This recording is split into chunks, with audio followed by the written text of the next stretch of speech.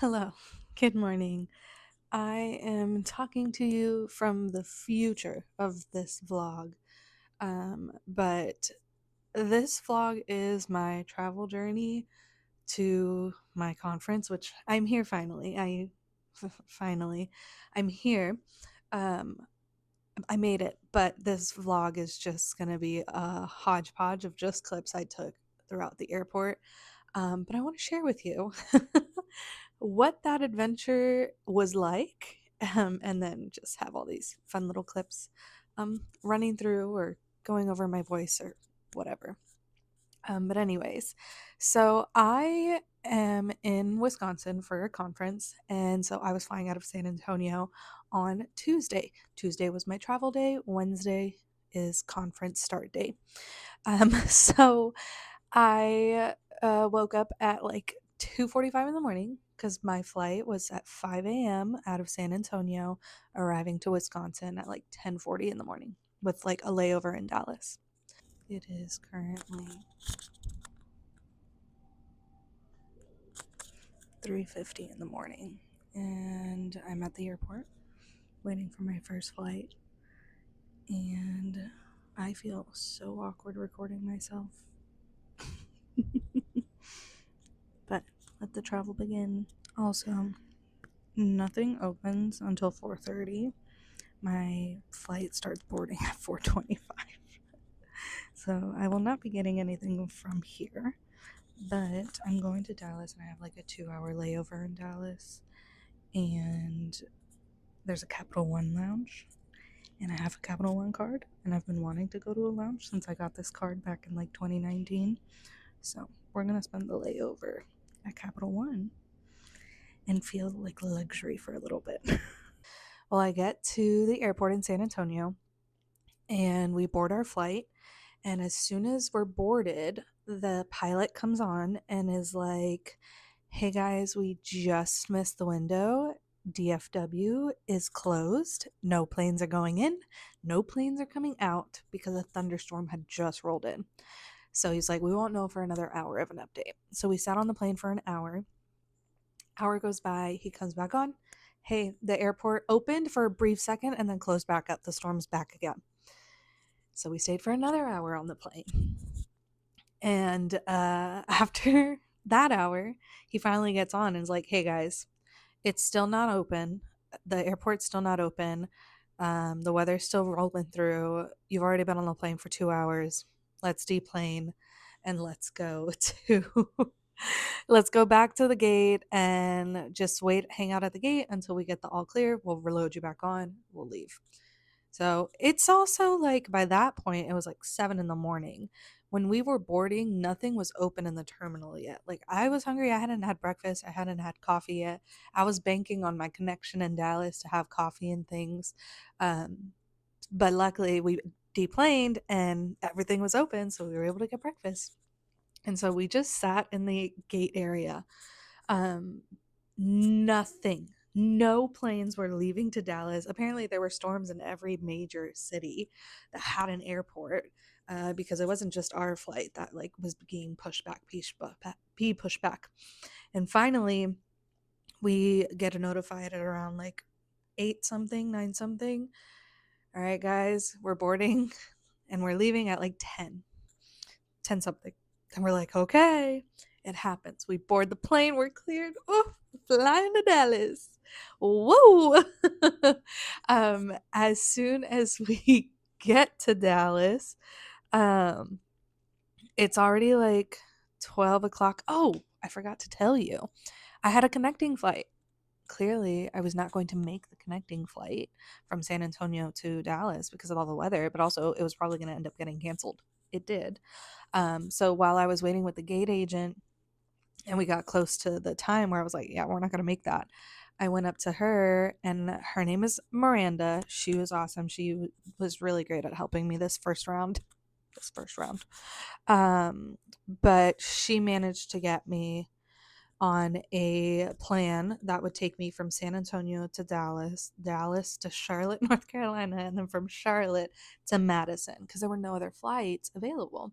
And I was like, put me on it because the Charlotte flight wasn't leaving until like 5 p.m. So it gave me wiggle room because at that point we didn't know if we were leaving, when we would be leaving San Antonio. I was like, that gives me wiggle room. I'll hang out at DFW. It's a big airport. There's a Capital One lounge, and I have a Capital One card, and I have not been able to ever explore Capital One card lounge.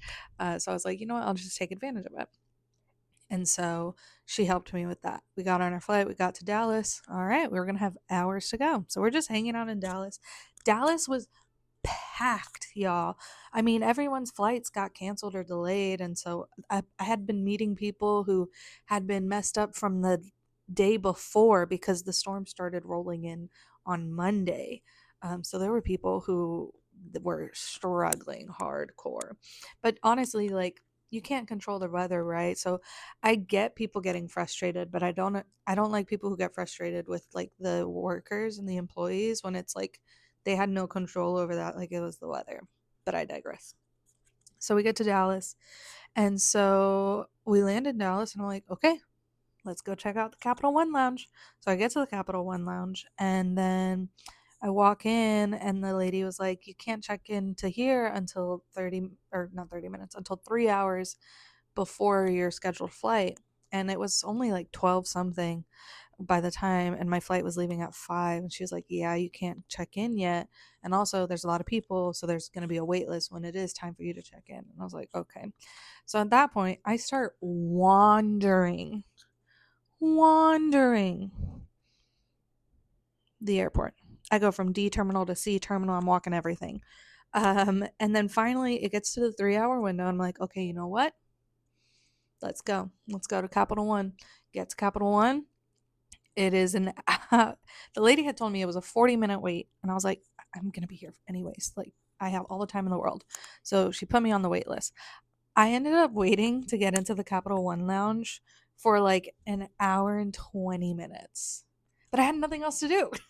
So why not just wait? So we get to the Capital One lounge. My credit card that I have, it's a $65 fee to go into the lounge. And I was like, I need to try it. I've had this credit card since 2019. Let's do it. So I got up there finally, and it was cute. It was really like cozy. I mean, it's just the fee. Like, after you pay, everything in there is free. There was like a workout room, there was a Peloton room, there was a yoga room, there was meditation room, a prayer room, um, bathrooms, showers, a gym. Like, they had so much, and then they had food, delicious food, by the way. Like, I was thinking it was just gonna be like bleh, like generic food, but no, they had like bowls of like gourmet type foods and things like that. And the view was very pretty of like the runway of the planes that could be taking off. And so I sat there for a little bit. I actually don't have my tripod because it's in my checked bag that is currently in a different state. So you guys are actually being propped up on my little Capital One bag, but I was able to take stuff. So I actually have like goodies that I saved, which I'm glad, for the hotel room, to snack on and things like that. But then we did the Capital One lounge. And so then it was time for me to leave because Capital One was in Terminal D. And then the flight to Charlotte was in Terminal C. So I had to leave early enough to get the train and go over to the next terminal. Well, then I go to the next terminal, and first of all, the gate changes were happening like crazy. Just because all those delayed flights were getting in and there weren't enough gates, so people were sitting on the runway for a while until they could move to a gate. But I get a gate that's like, okay, go to this gate. I show up to this gate. This gate does not exist, y'all. It does not. Their number is on the wall, gate 26, and everyone's walking around, and we're like, where the heck is this gate? Like, there's a number, but there's no physical desk or anything. Um, we're all like, what's happening? Our flight just got moved here. Someone's flight who was at that gate got moved to a different thing. It was just a hot mess. And then the not the flight attendant, the gate agent that was nearby was like, hey guys, this gate doesn't exist, as you're well aware, but this is like a holder, a placeholder until we can find a gate for your plane. And so we were like, that's nice to know. Finally, the plane got a new gate. We go over to the gate. The plane had not made it to the gate yet. And my connection from in Charlotte was, we were landing at like 8:50. The other plane departed at 9:20. Like we landed when the other plane was essentially boarding. And they were in two different terminals. So I already was cutting it very, very close. But once I saw that the plane hadn't even come to the gate yet and they were delaying it more, I was like, I'm not going to make my connection. So I called American Airlines because the lines, oh my gosh, the lines in the airport, insane. Oh my gosh, crazy. So I call American Airlines, and then I speak to this guy named David. Super helpful, super helpful. He managed to find the last flight out of Dallas straight here to Wisconsin, which earlier in the day I had been told there were no more flights. So that already was like, what? You found a flight? Oh my gosh. And by this point, it's already like 5 p.m. ish. And so he found one more flight, and it was at 10, or originally at 9 something p.m. It had already been getting delayed to 10 p.m. And so I asked him, I had to check some things. And honestly, I would rather be stuck in Texas, my home state, than a different state. So I was like, you know what? Cancel this flight to Charlotte, cancel the next flight after that, put me on that last flight of the day. And so he did. We got it set up. I canceled my Charlotte flight. I asked about my luggage. So I checked a bag for the first time in a very long time. But I checked my bag, and my bag was moving with me essentially. But then I eventually found out my bag did take the flight to Charlotte. And so my flight went to Charlotte, but they were like, it'll get to Madison and we'll get to the final destination throughout the process. And I was like, okay, cool.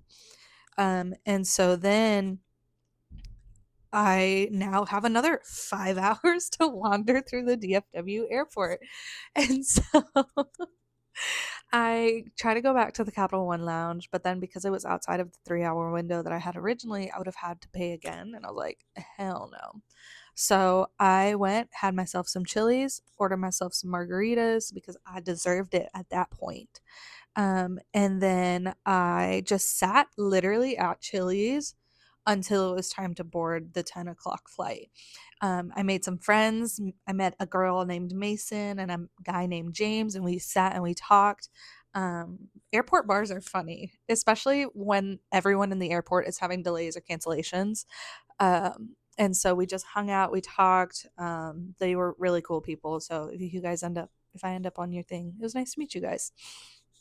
But then I was like, okay, let me go walk to my gate because I got to start boarding soon. I get to my gate, and the gate agent is like, okay, we have your plane is here, because the plane, I was tracking the planes also. Like I was tracking where the planes were coming from to make sure they were still coming. And so the plane had landed, but there was no crew yet because the crew was on a different plane that had been delayed. So we had to wait for the crew to load. And so at that point, I was having PTSD from my Christmas craziness in Baltimore a few years ago with Southwest Airlines, because I was in the Baltimore airport for like 36 hours. And so I was just very much like, oh no, no, don't do this. I don't want to be in a line for 8 hours. But luckily, the crew landed. They walked over. Whoa! Literally, as we're waiting to board the gate next to us, their crew shows up, but then their crew goes, hey, we timed out. We can't do it. So their flight got canceled. And I was like, oh my God, please don't cancel ours. Please don't cancel ours. Please. I had also been tracking my luggage the entire time, and it was like, it hadn't refreshed since 12 p.m. So I was like, it's either in Dallas or in Wisconsin already. Like, I don't know where it could be. And so we board our plane, and I did not say any hoorays until I knew we were on the runway. But it finally left. I was so exhausted. The plane finally left at like 11 something p.m. We got to Wisconsin last night at like 1 something in the morning. And then I was tracking my luggage and I couldn't, like, there was no updates. It said it was still en route from Charlotte. And so then I got the message.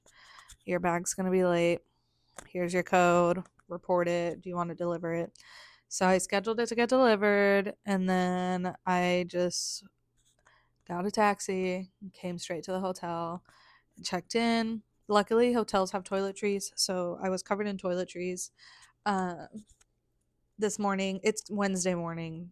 This morning, I got a text saying, or not a text, my AirTag went off, and my AirTag showed that my suitcase is in Charlotte, North Carolina.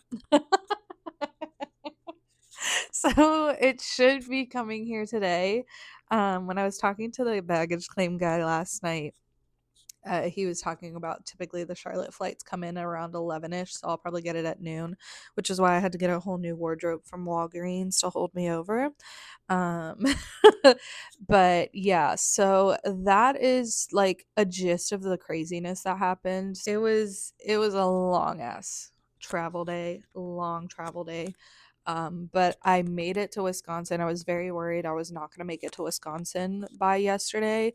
So the angels that helped me figure out a plan and made three plans, plan C worked for me. Like the people who did, and I know a lot of people had way crazier, worse experiences at the airport because of all the storms that had been rolling through. But seriously, I applaud all the people who work in the airline industry because like it gets rough when weather impacts travel plans and when it's something you can't control and people need someone to be angry at. It sucks. Like when I was like people watching, like it was rough. But I get it, and it makes I get the frustrations, but it's not, we got to be nice to people, you know? It's they're just trying to help us. Just wanted to share a gist of what my travel day looked like getting to Wisconsin. I'm here at the conference. I'm going to go attend the sessions now that I actually have clothes. I'm so happy that we were right next to a Walgreens. Oh my gosh. I walked to the Walgreens and then they had only a shirt and pants left and they were my size. It was meant to be. Anyways, since I have actual clothes and feel refreshed enough, I'm going to go to the conference sessions. Originally, I was just going to stay back if there was nothing nearby until the luggage came, but now that I have stuff, I'm going to go down to the conference, get checked in, attend the sessions, and then I should get notified when my luggage gets here because I have it. I'm going to get it delivered to the hotel that I'm staying at. So we'll just wait for the luggage to arrive and then we'll go from there. Yeah. What a whirlwind. I am on 4 hours of sleep. I was up for 24 hours yesterday. So we are hustling. That's what's going on. Welcome to Wisconsin. I have a beautiful lake view of where we're at right now. And yeah, let's see what this conference got for me this year.